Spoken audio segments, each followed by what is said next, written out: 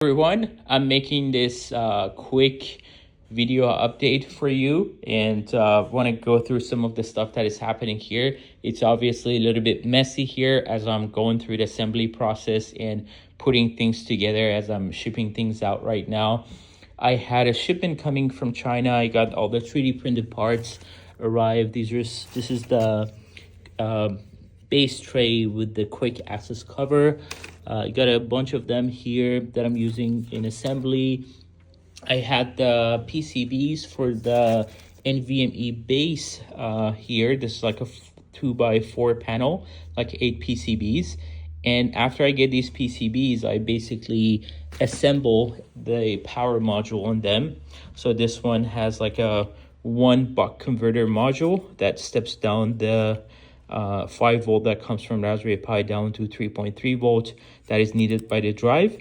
And then I have some experimental features on this new PCB design, which is going to be the design going forward.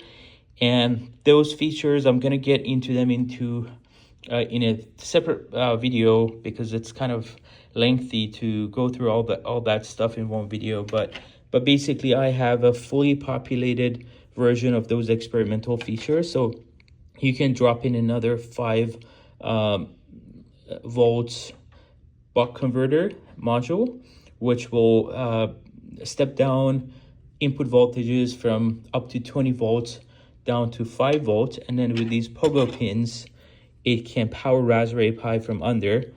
And then this one has a USB PD module populated, and there are also pins for powering the Pi through power over Ethernet module. So I have the module here. I'm still testing this. So as I said, this is experimental feature. And the idea with the design is that you can DIY upgrade it if you want down the road. So you can take these modules and they have castellated pads. So they're quite easy to just like drop in and solder to these pads.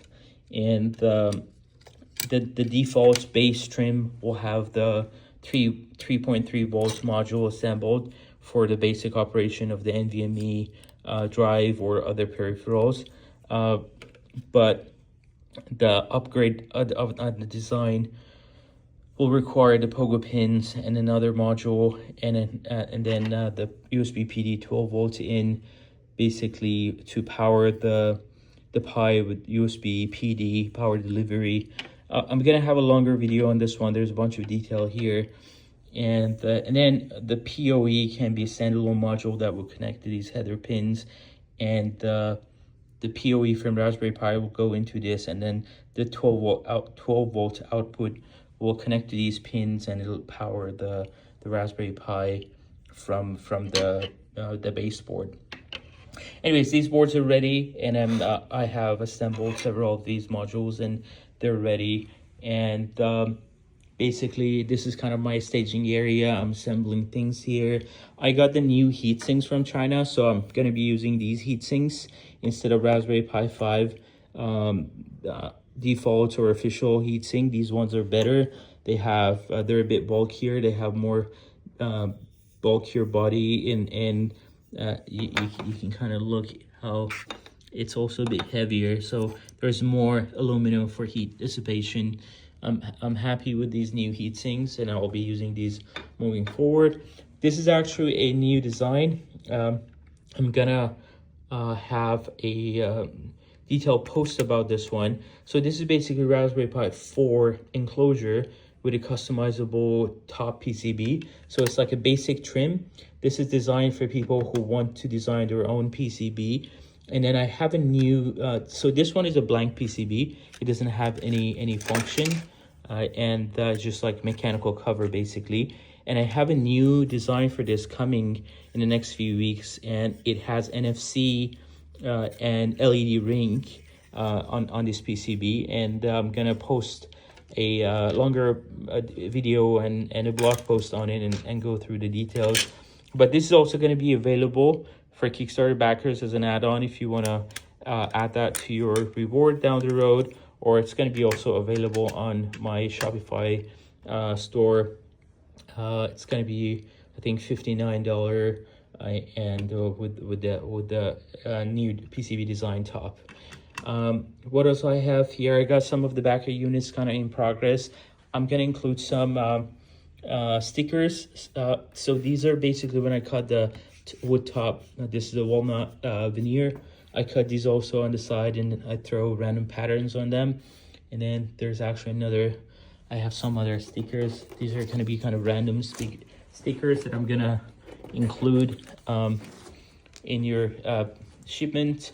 I have the monitors here. So these are the monitors, like some of you have added monitors to your order. These are the top boards, and basically these are the packagings that I'm using.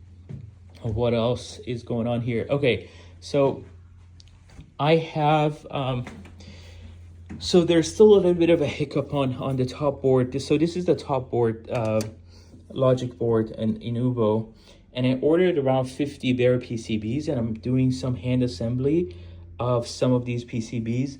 I ran into Chinese New Year, kind of I couldn't get these PCBs made before Chinese New Year. I'm going to be making more of these PCBs after Chinese New Year, which is going to be like about 10 days from now. But in the meantime, I didn't want to hold things back, so I ordered some bare PCBs, and this is a stencil. So I basically put the PCB here down, and then I use the squeegee to put the paste. And I have a pick and place machine. I'm populating these by the pick and place machine. I'm probably not going to do all the 50s here. It's a little bit of a lengthy process, and I would rather have the factory make these boards, but I'm kind of using these as a buffer to build more while the units arrive from the factory. I'm gonna show you the pick and place machine in a bit. I'm gonna walk there and show you the machine. I'm basically validating some designs and also some replacement components in case some of the components that I'm using on the top PCB go out of stock. I have a backup option that I can quickly throw in. I'm testing some extra top PCBs there. This is basically what goes into this top board under the keypad and the boot cover. That's the PCB basically. I'm using this to burn the image onto the NVMe drives. So I have a bunch of NVMe drives here. I have already written the image. So I had a release last night of 1.7. It's very stable and it has a bunch of new features. Again, another post on the software side. And these are the 256 gigabyte drives. Those are 128. And then I have these flex PCBs that came from China. These are for the extension cables for the micro SD card, because the micro SD card goes in the back. If you notice, that's where the micro SD card goes, and we need that extension cable. These are the flex cables for the NVMe drives, and that's the machine I use for burning micro SD card images. I can burn around 15 micro SD cards at the same time.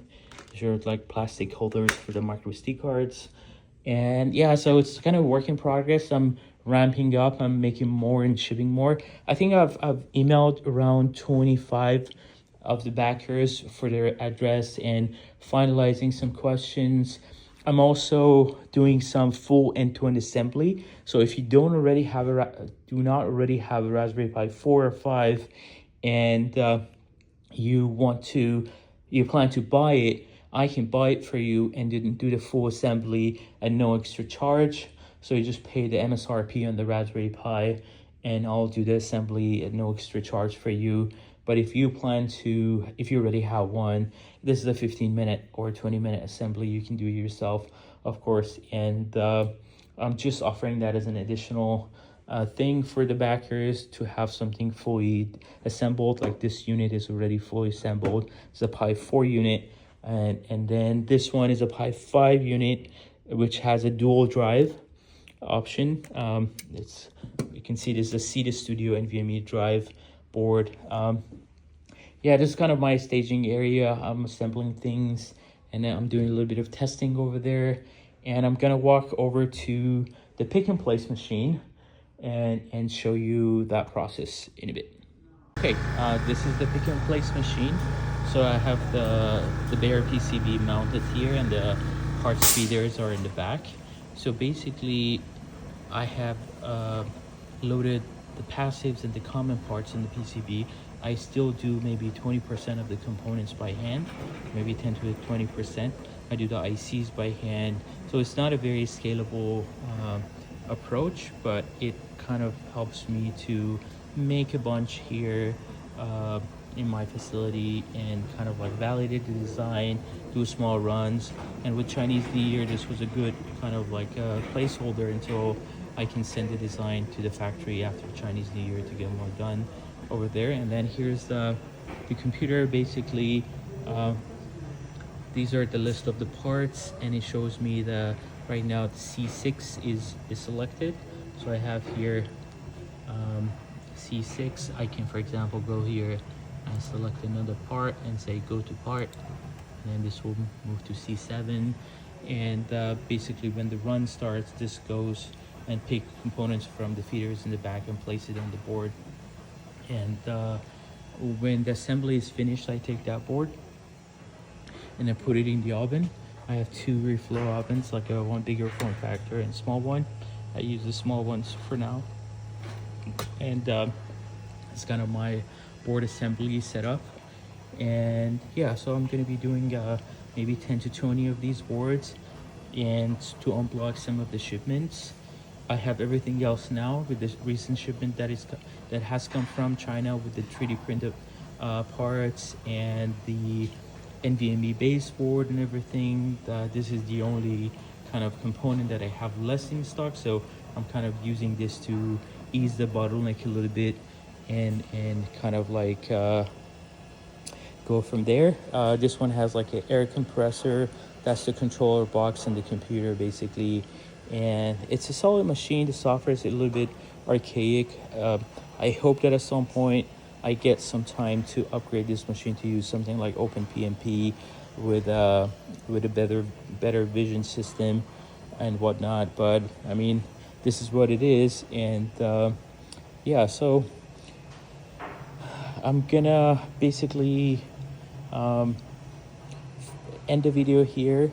Thanks for watching the video. I'm gonna put some more details in the description of the update, and like always, let me know in the comments if you have any thoughts, and if you want the custom designs that I showed in the part of the video, put a comment in the video. There's one thing else I want to show you. Just 1 second. This is the one thing I forgot to mention. I have 4 4K monitors. So these are 4K portable monitors. I have 4 of them here. One of the backers has expressed interest in one of the monitors, and I have 3 more in stock. And if you're interested, comment on the update. This is gonna be, I think, $160 for the 4K monitors. And then these are the 1080p regular resolution monitors, but I did not have these as add-ons on my campaign. So if you're interested in these monitors, please just put a comment in my campaign on the update basically post, and I'm gonna follow with you. And when your reward is ready to be shipped out, I'm just gonna hold on the monitor for you, and when the reward is gonna go out, I'm gonna just follow up and add that into your reward and send you the link to pay for it. Yeah, so that's pretty much it. I think I kind of covered everything, but if I forgot anything, I'll just put it in the video. And this is kind of a new format for the updates.